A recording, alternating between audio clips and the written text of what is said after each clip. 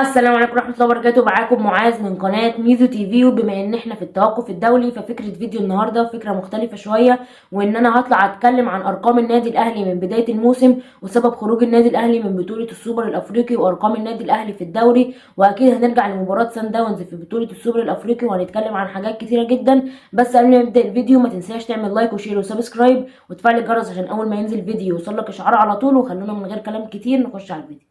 ودلوقتي خلونا نبدأ بأول مباراة بدأ بيها النادي الأهلي الموسم ده، وهي كانت مباراة كأس السوبر الأفريقي واللي لعب فيها النادي الأهلي ضد اتحاد العاصمة الجزائري، وخسر النادي الأهلي في المباراة دي بنتيجة 1-0 وما قدرش إن هو ياخد بطولة مهمة. كنت هتدخل الموسم وأنت كسبان بطولة السوبر الأفريقي فأكيد اللعيبة كلها هتكون معنوياتها مرتفعة، ولكن خسرنا المباراة دي وبعدها قلنا إن اللعيبة لسه جديدة وإمام عاشور وموديست واللعيبة دي لسه جديدة، فاللعيبة لسه كانت محتاجة إن هي تاخد على بعض.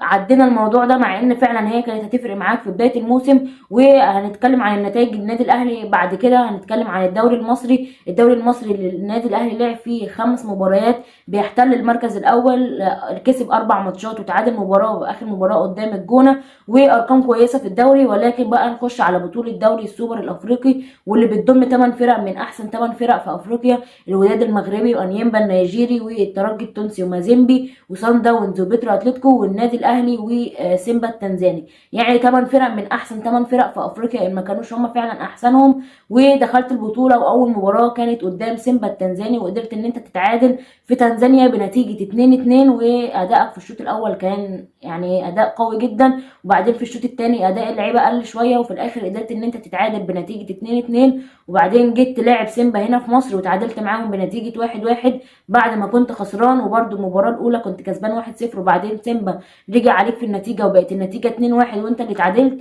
ونفس الكلام حصل في مصر، كنت خسران وبعدين اتعادلت وقدرت ان انت تصعد طبعا بقانون فرق الاهداف، ان الاجوان خارج الملعب او خارج ارضك بتبقى بجونين، فانت قدرت ان انت تسجل على ارض سيمبا هدفين ولكن هم سجلوا هدف واحد فقدرت ان انت تصعد. ولعبت ضد سان داونز اللي قدر ان هو يتخطى عقبه بترو اتلتيكو بنتيجه 2-0 في مجموع المباراتين. لعبت ضد سان داونز واول مباراه كانت في جنوب افريقيا، ويعني دي بتكون حاجه ايجابيه ان انت المباراه الثانيه تكون على ارضك عشان حتى لو خسران تقدر ان انت تعوض. ولكن ده ما حصلش خالص مع النادي الاهلي، راح لعب ضد سان داونز في جنوب افريقيا وانتهت المباراه بنتيجه 1-0. والمباراه دي هنرجع لها تاني كمان شويه، ولكن 1-0 وبعدين جيت تعادلت مع سان داونز في مصر بنتيجه 0-0.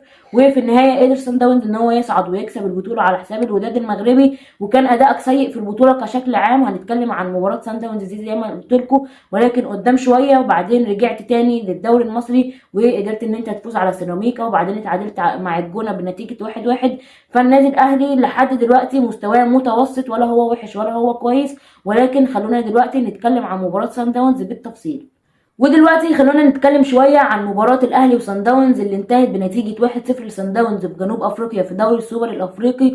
والمباراة دي الحقيقة إن هي واحدة من أوحش مباريات النادي الأهلي في الموسم ده، أو ممكن تكون هي أوحش مباراة فعلا للنادي الأهلي في الموسم ده لحد دلوقتي. وطبعا ده بسبب إن أنت ما كنتش قادر حتى تخرج بالكورة، ما روحتش على مرمى صن داونز غير مرة أو مرتين، ويعني كان أدائك سيء جدا. أنت رايح عشان تدافع، رايح عشان تتعادل وتخطف جون، وده الحقيقة ما حصلش خالص. أنت دخل فيك جون وبعد الدفاع ده كله وما كنتش عارف تخرج بالكرة، مش قادر ان انت تسجل هدف.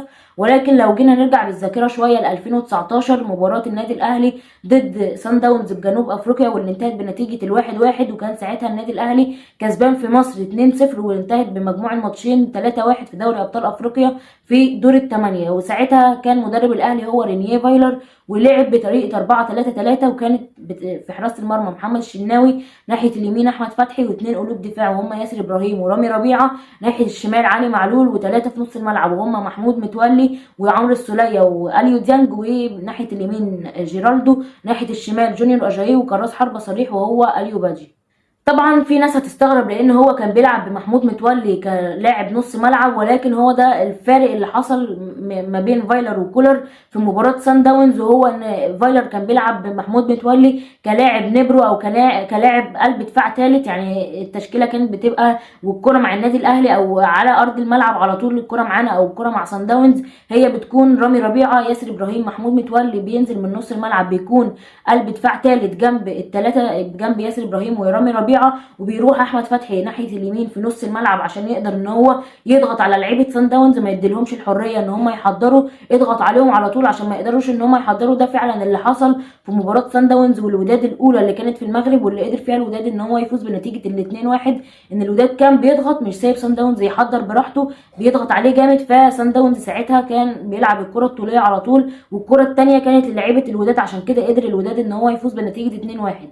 ان انت بتضغط عالي عليهم، مش سايبهم براحتهم يحضروا براحتهم. وده اللي حصل من كولر في جنوب افريقيا، ان هو سايبهم براحتهم خالص، كل اللعيبه في نص ملعبك ومش عايز تضغط عليهم، وهم كانوا واخدين راحتهم. لكن يعني النقطه ان انت بتضغط عليهم جامد، فهم ما بيعرفوش يحضروا. وهو ده اللي حصل من فايلر، ان هو كان بيضغط عليهم عالي، بيلعب بعلي معلول ناحيه الشمال في نص الملعب، واحمد فتحي وعمرو السوليه واليو ديانج الاثنين بيضموا، وبيكون جيرالدو واجاييه بيخشوا من الجناح، بيخشوا كراس حربه جنب اليو بادجي، وبيسيبوا مساحه كبيره لعلي معلول واحمد فتحي، لان طبعا الباكات بشكل تلقائي بيخشوا مع اجاييه مثلا لمنطقه ال 18 عشان يعني هو مان تو مان، فبيخش معاه في ال 18، فبيكون في مساحه كبيره لعلي معلول يقدر ان هو يرفع منها عرضيه. وكلنا عارفين طبعا يعني قوه علي معلول الهجوميه. وساعتها قدر علي معلول في مباراه ال 2-0 اللي كانت في مصر، وهو اللي سجل الهدفين، هدف من ضربه جزاء وواحده من الهجمات الخطيره اللي بيعملها علي معلول. وكان ساعتها فعلا التكتيك ده ناجح، وده عكس اللي عمله كولر خالص في جنوب افريقيا. وبرده مش عايزه انسى اتكلم عن دفاع النادي الاهلي اللي استقبل في الدوري المصري بعد 5 مباريات، استقبل 4 اهداف من الاسماعيلي وسيراميكا والمقاولين والجونه. فانت حتى بتقدر ان انت تفوز، ولكن بيتسجل في مرماك هدف. ماتش الاسماعيلي 3-1، ماتش الجونه 1-1، ماتش المقاولين 2-1، وماتش سيراميكا برده 2-1. فانت يعتبر في كل الماتشات بتستقبل اهداف. مباراه في الدوري الافريقي في مباراه سيمبا 2-2، سيمبا قدر ان هو يسجل فيك هدفين، ولما جه مصر برده قدر ان هو يسجل فيك هدف. صن داونز استقبلت منه هدف واحد في مباراتين. فانت دفاعك برده محتاج شويه تطوير، محتاج اكيد باك شمال بسبب يعني علي معلول خلاص سنه كبر، ومحتاج ان انت تجيب باك شمال وقلب دفاع طبعا جنب محمد عبد المنعم. فانت محتاج ان انت تطور الدفاع شويه عشان تقدر يعني انت في الماتشات الكبيره اللي زي دي، زي ماتشات سان داونز، لما تستقبل هدف صعب ان انت تعوضه، فلازم ان انت تامن دفاعك وبعدين تفكر ان انت تسجل اهداف. وبرده مش عايزين ننسى المباراتين اللي لعبهم النادي الاهلي في دوري ابطال افريقيا قدام سان جورج، والمباراه الاولى اللي انتهت بنتيجه 3-0، والمباراه الثانيه اللي انتهت بنتيجه 4-0 في مجموع المباراتين 7-0. وده كان في دور ال 32 في دوري ابطال افريقيا، واللي منه بتصعد لدور المجموعات. وبس كده، ده كان فيديو صغير عن النادي الاهلي، وان احنا لازم نتكلم عن الاخطاء اللي بتحصل من بدايه الموسم عشان تقدر ان انت يعني تصحح الاخطاء دي. لسه احنا ما دخلناش في الموسم، لسه لما نخش في نص الموسم لسه عندك مباراه الزمالك في نهائي كاس مصر بعد ما قدرت ان انت تفوز على انبي في قبل النهائي بنتيجه 3-0، ولسه اكيد هتلاعب بيراميدز، ولسه لما تصعد ان شاء الله من دور المجموعات في دوري ابطال افريقيا فانت اكيد هتلاعب فرق اكبر من الفرق اللي انت لعبتها لحد دلوقتي. فلازم ان انت تستدرج الاخطاء دي من بدايه الموسم، ولسه هتطور، هتشوف بقى الاخطاء اللي حصلت في المباريات اللي فاتت والمراكز اللي النادي الاهلي محتاج ان هو يطور فيها لعيبه، وتقدر ان انت تشتري اللعيبه دي في يناير. فاكيد كل ده هيصب في مصلحه النادي الاهلي في الاخر. وقابلكم الفيديو الجاي.